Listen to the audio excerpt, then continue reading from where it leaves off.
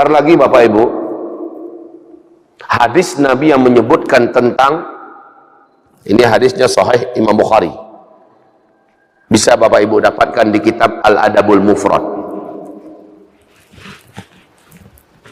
Di dalam kitab Sahih Imam Bukhari itu, apa kata Rasulullah? Nanti di akhir zaman akan datang masa musibah yang berat, bencana yang hebat, ujian yang panjang, sehingga menyebabkan manusia kekurangan makanan dan kelaparan melanda di mana-mana.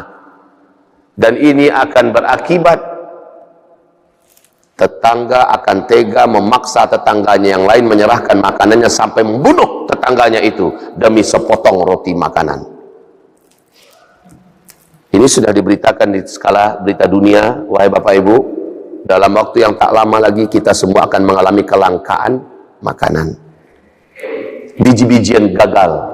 Banyak 12 negara-negara terbesar yang memproduksi biji-bijian di muka bumi ini karena pandemi yang panjang dari COVID-19 sudah mengalami krisis makanan mereka masing-masing. Sementara Brasilia karena krisis COVID-19 yang berat dan panjang sehingga lockdown berkali-kali berlapis-lapis diadakan. Begitu juga Amerika, Pakistan, India dan lain-lainnya, seluruhnya mengalami krisis. Makanan sudah mulai genting dan tipis. Oleh karena itu pertengahan bagian terakhir ya daripada bulan tahun 2020 kemarin, Jokowi perintahkan kepada Prabowo, kamu bertanggung jawab untuk masalah stok makanan Indonesia. Maka disuruhlah Prabowo mempersiapkan segala-satunya untuk mengamankan makanan pokok buat warga dan bangsa Indonesia di masa-masa yang akan datang. Ini kritis, Pak. Donald Trump, Xi Jinping dan lain-lainnya sudah mengumumkan betapa gentingnya keadaan ke depan. Ini seluruhnya adalah akibat. Sampai kepada titik kata Rasulullah, saking beratnya hidup saat itu, orang-orang yang beriman lewat dekat kuburan dia berharap kalau dialah yang ada di dalam kuburan itu. Ini orang-orang beriman, orang-orang saleh di akhir zaman ini. Sebentar lagi akan berharap kalau dia yang ada di dalam kuburan. Terasa berat betul hidup di atas daratan. Tapi karena ada iman, ada ilmu, takkan berani dia bunuh diri. Takkan mau dia melakukan kebodohan yang paling konyol itu. Cuma hidup terasa berat. Wahai Bapak, Ibu yang kami muliakan, benar saja 2018 bulan Agustus, saya dan istri yang tercinta diberi oleh Allah rezeki kami ke Masjidil Aqsa membawa 95 orang jamaah. Di samping mewujudkan cita-cita lama yang kami doakan kepada Allah, yaitu berkunjung ke Masjidil Aqsa di Baitul Maqdis kita, kami berniat untuk menelusuri hadis Nabi Muhammad sallallahu alaihi wasallam, hadis sahih riwayat Imam Muslim. Hadis ini dikenal dengan sebutan oleh para alim ulama ahli hadis dengan sebutan hadis al-jassasah.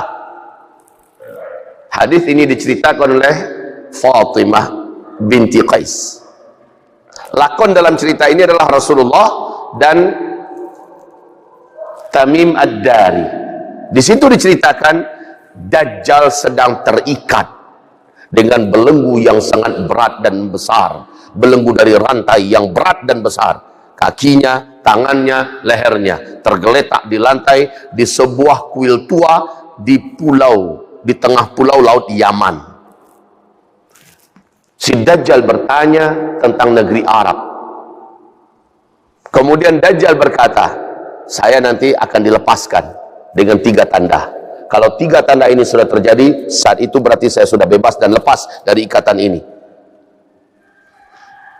Padahal seluruh nabi dan rasul berkata tidak ada fitnah yang paling besar di muka bumi ini sejak Adam diciptakan sampai hari kiamat melebihi fitnahnya Dajjal.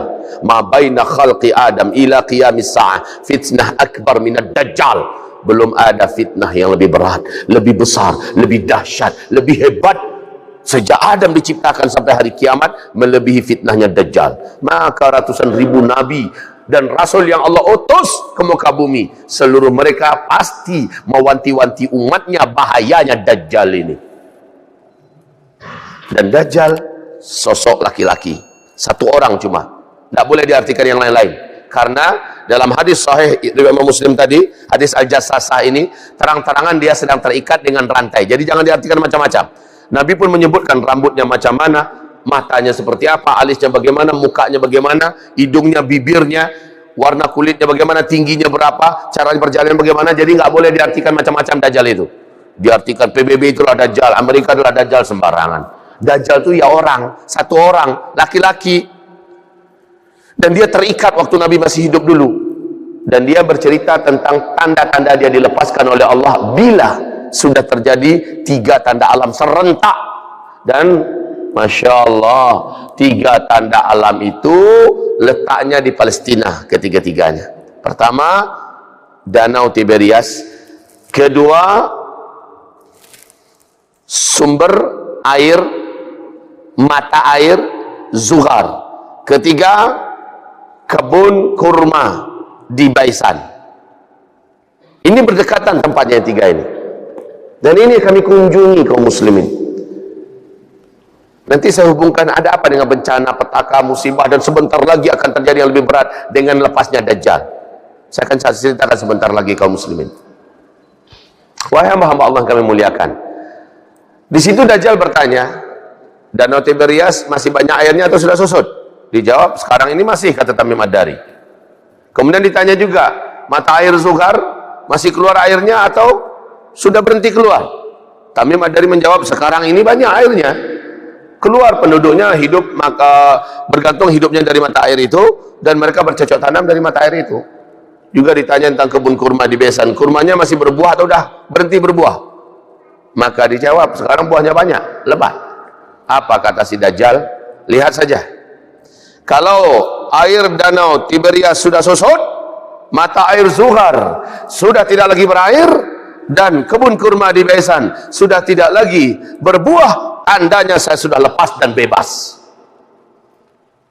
Ketiga tanda ini, mata kepala ini, wahai Bapak Ibu, mata kepala ini, saya bahkan naik ke atas sampan besar dengan seluruh jamaah kami, naik di atas Danau Tiberias. Apa kata penjelasan daripada yang membawa kita? Dulu danau ini di sana tepinya, sekarang sudah jauh. Lalu kami bawa, ayo kita ke mata air Zuhar. Mata air Zuhar sudah 2 tahun ini sudah tidak mengeluarkan air 1 tetes pun. Kemudian kami sengaja pakai bus lewat di kebun kurma Baisan. Buahnya pada rusak, pohon-pohonnya pada rusak. Apa ini kaum muslim? 3 tanda yang kita dapatkan dalam hadis Sahih Muslim sudah terjadi, maka pantas makin kesini makin banyak bencana, karena makin dekat Dajjal muncul. Jadi jarak antara dia dilepaskan rantai-rantainya, belenggunya itu, dengan dia muncul ke tengah manusia ada rentang waktu. Jarak makin dekat dia muncul, semakin banyak bencana yang menimpa dan terjadi di muka bumi ini. Makanya kata Rasulullah, tidak ada fitnah yang lebih besar melebihi fitnah munculnya Dajjal.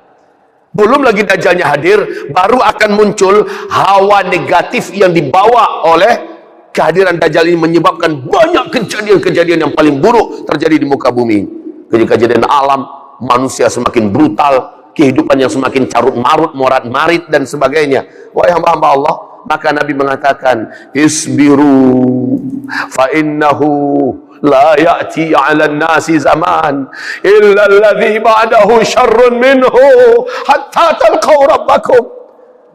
Nanti akan datang pada kalian zaman, di ujung zaman dari kehidupan dunia ini, orang yang hidup pada masa itu akan melihat hari-harinya terasa sangat berat, lebih berat daripada yang telah dilaluinya, dan hari-hari yang akan didatanginya lebih berat daripada hari yang sedang dijalaninya. Artinya apa? Makin bertambah waktu ke depan, bukan makin baik Pak kehidupan yang akan kita rasakan bersama-sama, tapi akan semakin berat. Senjata kamu pada masa itu, kata Rasulullah, adalah isbiru.